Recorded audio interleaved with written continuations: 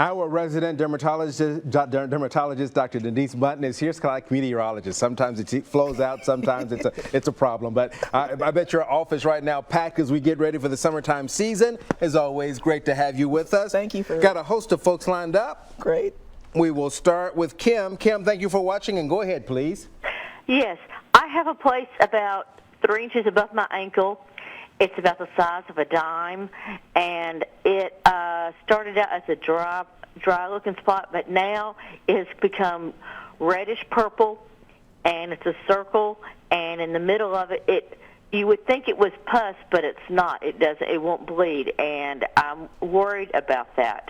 What should I do? Yes, things that come to mind include something called nummular dermatitis. That's a type of eczema. It'll be in the circle. Try hydrocortisone for a couple of weeks, but if you really think you have pus, you should go to an urgent care, your primary care doctor right away to make sure there's not staph involved. Okay. All right, we will go to Betty. Betty, thank you for watching, and go ahead with your question, please. Yes, I wanted to know if a pimple or a whitehead or blackhead, could those turn into skin tags, especially in the underarm area?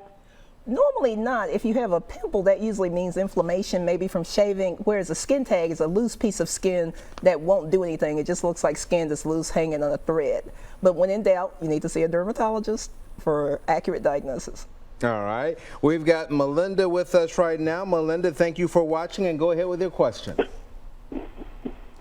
Yes, I was wanting to know if you could tell me something I could do to help bees and wasps. I'm real allergic to them, not to come around me.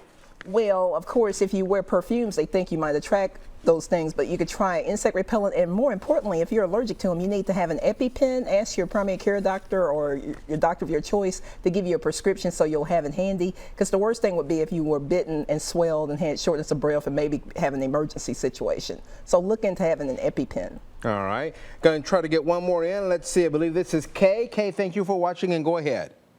Yes, I was calling in with a question about my face. Okay, go ahead.